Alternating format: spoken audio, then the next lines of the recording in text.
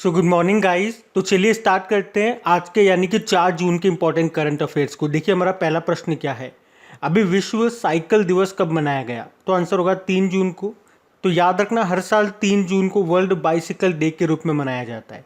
ये दिन साइकिल चलाने की परंपरा और हमारे स्वास्थ्य को फिट रखने में इसकी महत्वपूर्ण भूमिका को बताता है।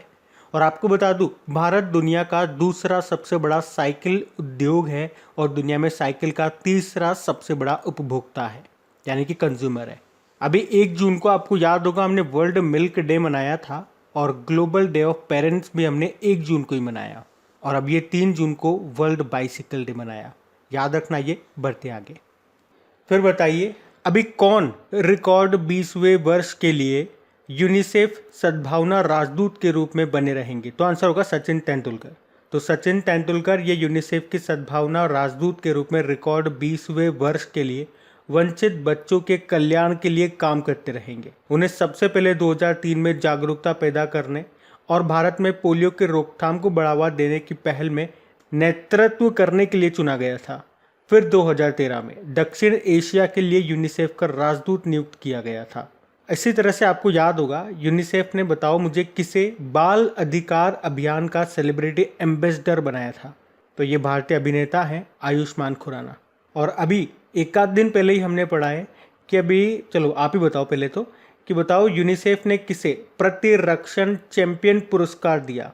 तो दक्षिण कश्मीर के रेडियो जॉकी हैं उमर निसार, उनको। और आपको एक नटालिया वोडियानोवा का नाम याद होगा, ये रशिया की सुपर मॉडल हैं और 2021 में ये यूनाइटेड नेशन की गुडविल एम्बेसडर बनी थी।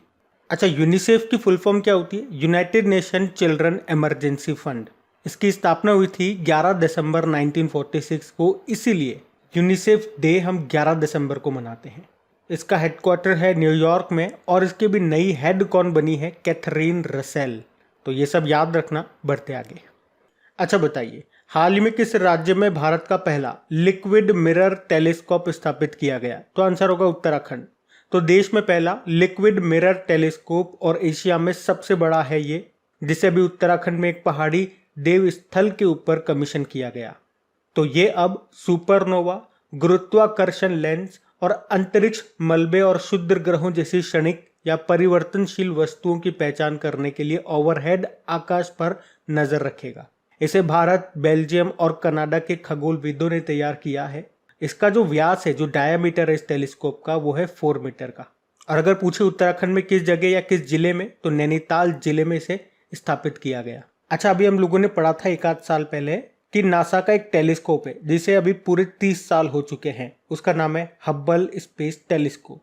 और अभी कुछ दिन पहले हमने पढ़ा था, पिछले महीने ही पढ़ा था, कि चाइना ने अंतरिक्ष टेलीस्कोप के साथ दुनिया के पहले रहने योग्य ग्रह की खोज की योजना भी बनाई है। और इस परियोजना को नाम दिया था CHES, यानी कि क्लोज बाय हैबिटेबल एक्सोप्लैनेट सर्वे।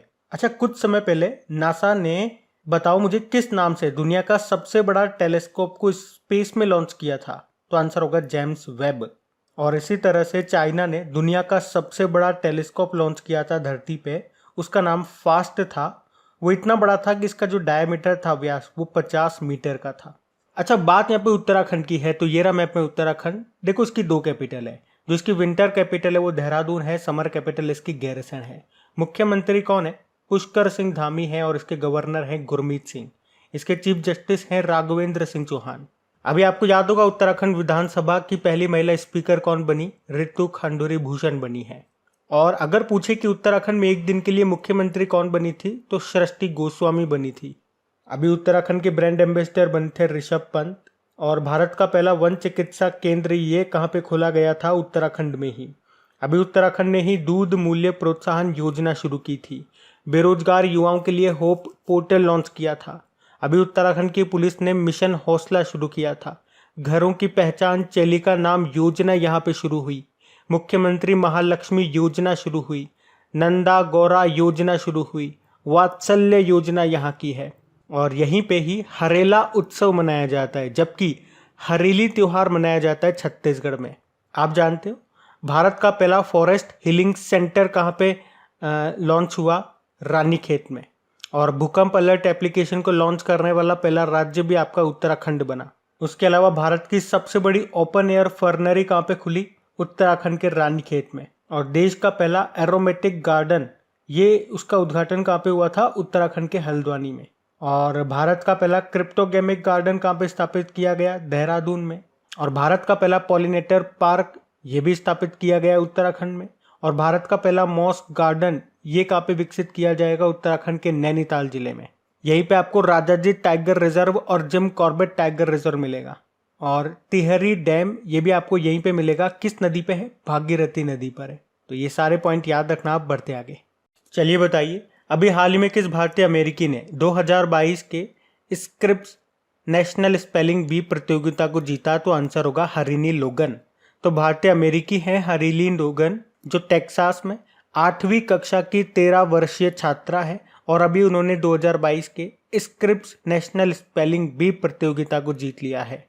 अच्छा, अन्ना कबाले दुबा के बारे में आपने पढ़ा होगा। केन्या की नर्स है ये, जिन्होंने अभी दुनिया की बेस्ट नर्स का अवार्ड जीता था। और फाल्गुनी शाह, अभी जो ग्रैमी अवार्ड्स हुए थे 2022 में, उसमें अगर आपसे पूछे किस भारतीय अमेरिकी ने बेस्ट चिल्ड्रन म्यूजिक एल्बम का अवार्ड जीता, तो आंसर होगा फाल्गुनी शाह। गीतांजलि श्री का नाम याद है आपको? अगर पूछे किस भारतीय लेखिका ने अभी अंतर्राष्ट्रीय बुकर पुरस्कार 2022 जीता, तो आंसर होगा गीतांजलि श्री।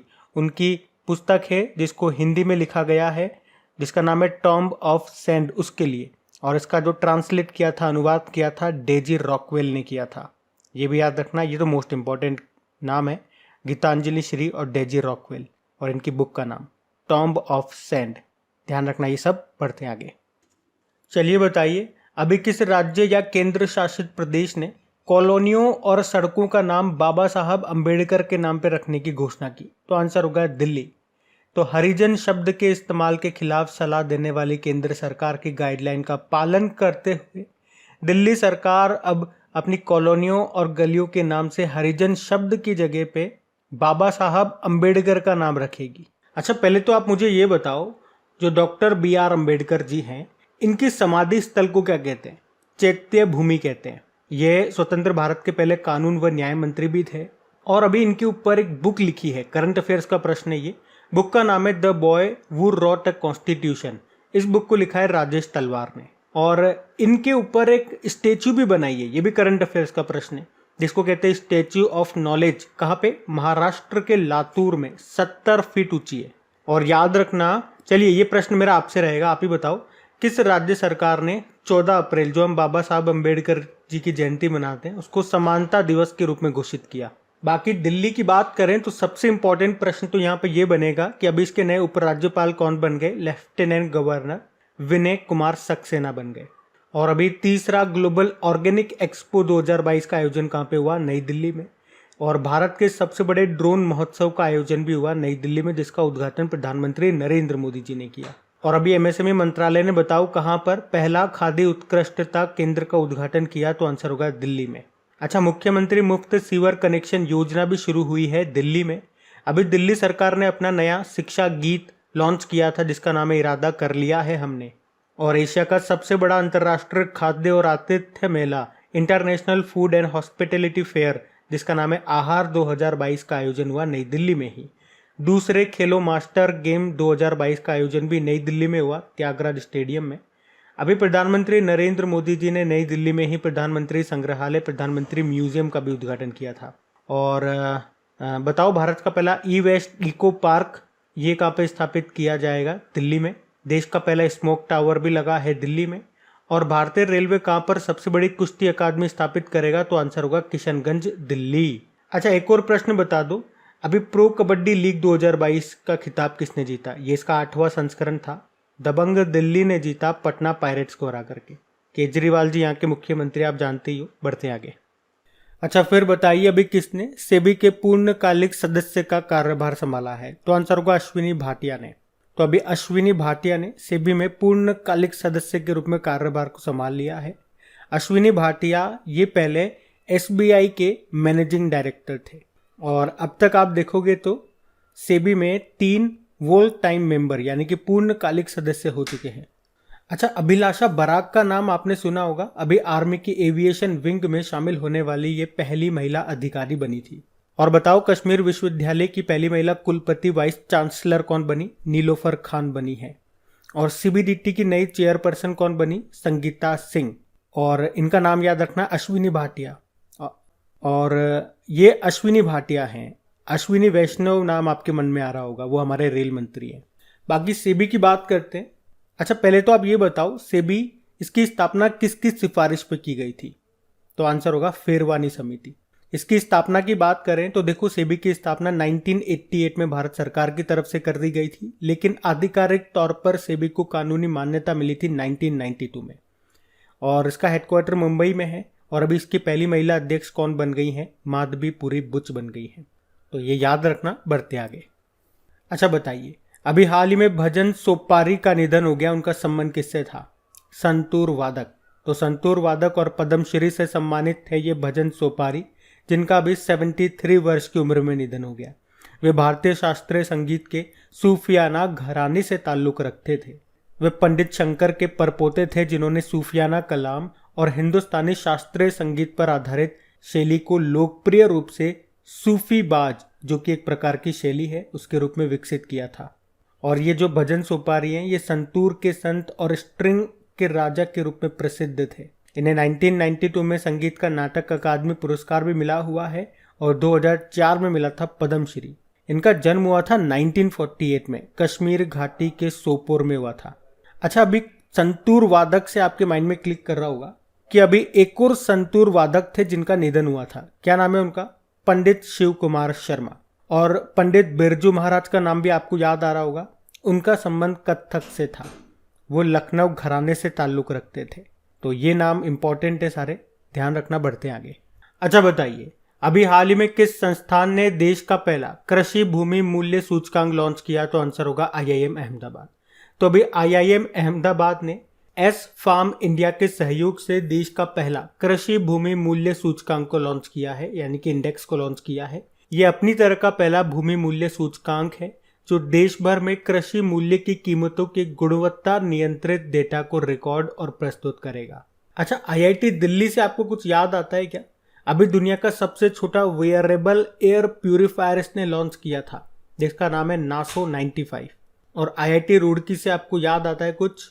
एक तो इसने किसान मोबाइल एप्लीकेशन को लॉन्च किया था, और एक सुपर कंप्यूटर है जिसे स्थापित किया गया IIT रुड़की में। मैं जानना चाहूंगा, आप उसका नाम बताएं, उस सुपर कंप्यूटर का नाम क्या है? और IIT मद्रास से भी आपको कुछ याद आएगा। एक तो इसने पहला स्वदेशी मोटर चलित व्हील चेयर नियो बोल्ट को विकसित किया था, और अभी भारत का पहला स्वदेशी पॉलीसेंट्रिक प्रोस्थेटिक घुटने का अनावरण किया IIT मद्रास ने। ध्यान रखना, बढ़ते आगे। अच्छा बताइए, हाल ही में किस राज्य सरकार ने जाति आधारित गणना नाम से जाति आधारित जनगणना कराने का निर्णय लिया? तो आंसर होगा बिहार ने। तो बिहार राज्य सरकार राज्य में जाति आधारित जनगणना कराने जा रही है, और इस अभ्यास को जाति आधारित गणना कहा जाएगा। और राज्य सरकार जनगणना से संबंधित आंकड़ों को समाचार पत्रों में विज्ञापनों के माध्यम से प्रकाशित करेगी। इस अभ्यास का उद्देश्य है वंचित लोगों के लिए विकास कार्य करना। अब बात यहाँ पे बिहार की है, तो ये रहा मैप में बिहार। कैपिटल इसकी पटना हो गई, मुख्यमंत्री है नीतीश कुमार, गवर्नर है फागू चौहान। आपको पता है भारत का पहला और एकमात्र डॉल्फिन वाइल्ड लाइफ सेंचुरी आपको मिलेगा बिहार में, जिसे कहते हैं Vikramshila Gangetic dolphin wild life sanctuary. और मधुबनी पेंटिंग ये किस राज्य की है? तो बिहार की है। अच्छा, किस नदी को बिहार का शोक कहते हैं? कोसी नदी को। और वैसे अभी कोसी मोची जोड़ परियोजना को मंजूरी भी मिल गई है। और याद रखना, बिहार के भागलपुर में खुलेगा राज्य का पहला कछुआ पुनर्वास केंद्र। और हमने बात की थी साइक्लोपियन की दीवार, ये बिहार में है। बिहार के नालंदा के राजगीर की पहाड़ियों पर है। ये 40 किलोमीटर लंबी है। इसे मगध साम्राज्य की सुरक्षा के लिए बनाया गया था। यह भी न्यूज में क्यों थी? क्योंकि बिहार सरकार ने इसे शामिल करने के लिए प्रस्ताव भेजा था यूनेस्को को। वैसे बिहार में 2 स्थल हैं जो कि यूनेस्को की विश्व धरोहर सूची में शामिल हैं, नालंदा यूनिवर्सिटी और बोध गया का महाबोधि मंदिर। और बोध गया में भगवान बुद्ध की भारत की सबसे बड़ी शयन मुद्रा में मूर्ति का निर्माण किया जा रहा है, जिसकी लंबाई लगभग 100 फीट है। और आपको याद है, देश का पहला greenfield grain based ethanol plant का उद्घाटन कहाँ पे किया गया? पूर्णिया, बिहार में। और एक क्रिकेट प्लेयर आते हैं बिहार से, शकीबुल गनी उनका नाम है। अभी प्रथम श्रेणी यानी कि रणजी में अपने पहले ही मैच में तीसरा शतक लगाने वाले ये पहले खिलाड़ी बने थे। यहाँ पे एक नेशनल पार्क आपको मिलेगा, वाल्मीकि नेशनल पार्क। उसके अलावा राजगिर वाइल्ड लाइफ सेंचुरी हो गया, कैमूर वाइल्ड लाइफ सेंचुरी हो गया, ये सब आपको यहाँ पे मिलेंगे। और बिहार दिवस होता है 22 मार्च को, वर्ल्ड वाटर डे भी 22 मार्च को होता है, तो ये भी ध्यान रखना। बढ़ते आगे। अच्छा बताइए, 2023 से यूरो मुद्रा अपनाने वाला 20वां यूरोपीय देश कौन सा है? तो आंसर होगा क्रोएशिया। तो यूरोपीय आयोग में शामिल होने के लिए सभी मानदंडों को पूरा करने के बाद क्रोएशिया 1 जनवरी 2023 की शुरुआत से यूरो मुद्रा, यूरो करेंसी को अपनाने के लिए तैयार है। और ये कदम क्रोएशिया को एकल मुद्रा का उपयोग करने वाला 20वां यूरोपीय देश बना देगा। यानी कि जो क्रोएशिया है ये यूरो करेंसी को यूज करने वाला 20वां यूरोपियन कंट्री बन जाएगा। आपको बता दूं, क्रोएशिया ये यूरोपियन यूनियन का नवीनतम सदस्य देश भी है। वैसे अभी क्रोएशिया की करेंसी क्या है? कूना है। तो अब यूरो को अपनाने से क्रोएशिया निवेशकों और पर्यटकों के लिए अधिक आकर्षक क्षेत्र बनेगा और इससे वहां की इंटरेस्ट रेट में भी कमी आएगी, क्रेडिट रेटिंग में सुधार होगा, आर्थिक संकटों से निपटने में सहायता मिलेगी क्रोएशिया को। क्रोएशिया की करेंसी मैंने अभी तो आपको बताया कूना है, कैपिटल इसकी ज़ैग्रेब है और अभी इसके प्रेसिडेंट हैं ज़ोरैन मिलानोविक। आप तो एक प्रश्न का उत्तर दे दो, यूरोपियन यूनियन का हेडक्वार्टर कहां पर है? हम बढ़ते हैं आगे। चलिए बताइए, अभी हाल ही में किस बैंक के एमडी सीईओ रहे एस कृष्णन सेवानिवृत्त हो गए, रिटायर्ड हो गए? तो आंसर होगा पंजाब एंड सिंध बैंक। तो अभी पंजाब एंड सिंध बैंक के एमडी सीईओ थे एस कृष्णन, ये भी रिटायर्ड हो चुके हैं। लेकिन अगर आपसे पूछा जाता है अतुल कुमार गोयल, ये तो अभी नए एमडी सीईओ बने थे पंजाब नेशनल बैंक के, और सोमा शंकर प्रसाद ये यूको बैंक के एमडी सीईओ बने। अंशुल स्वामी ये शिवालिक स्मॉल फाइनेंस बैंक के एमडी सीईओ बने थे। वैसे पंजाब एंड सिंध बैंक, इसकी स्थापना होती है 1908 में, नई दिल्ली में हेडक्वार्टर है और इसके संस्थापक थे वीर सिंह। और अभी इसके एमडी सीईओ रिटायर्ड हो गए, उनका नाम है एस कृष्णन, याद रखना। बढ़ते आगे। अच्छा बताइए, अभी हाल ही में किस मंत्रालय ने सागरमाला यंग प्रोफेशनल योजना को शुरू किया? तो आंसर होगा बंदरगाह, जहाजरानी और जलमार्ग मंत्रालय। इंग्लिश में बोलेंगे तो ministry of ports, shipping and waterways. तो अभी इस मंत्रालय ने सागरमाला यंग प्रोफेशनल स्कीम को शुरू किया है। तो ये मंत्रालय के जितने भी डिविजन्स हैं, जितने भी उसके प्रभाग हैं, उनमें टैलेंटेड, नई सोच रखने वाले और यंग प्रोफेशनल्स को इसमें शामिल किया जाएगा। ये स्कीम युवा पेशेवरों यानी कि यंग प्रोफेशनल्स को ऑन द ग्राउंड सीखने पर फोकस्ड है। ये स्कीम शुरुआत में इस योजना के तहत 25 से ज़्यादा युवा प्रोफेशनल्स को काम पे रखा जाएगा। वैसे हमारे शिपिंग मिनिस्टर कौन है? सर्बानंदा सोनोवाल हैं। अब बात करेंगे कल के वीडियो में पूछे गए प्रश्न के उत्तर की। तो कल आपसे पूछा गया था दुनिया का सबसे तेज सुपर कंप्यूटर कौन सा बना है? तो आंसर होगा फ्रंटियर। इसे बनाया है यूएस ने। इसने किसको पीछे छोड़ दिया? फुगाकू को, जो कि अभी तक जापान का सुपर कंप्यूटर था और दुनिया का सबसे तेज सुपर कंप्यूटर था। आप सभी ने प्रश्न का बिल्कुल सही उत्तर दिया है। और गाइस, सेशन अच्छा लगे तो प्लीज़ लाइक करके दोस्तों के साथ में शेयर जरूर कीजिएगा। इसका क्विज बना करके अपलोड कर दिया गया आपके करेक्ट एग्जाम एप्लीकेशन पे, वहीं पे इसकी क्विज भी आपको मिल जाएगी। अब ये रहा आज का आपका होमवर्क प्रश्न।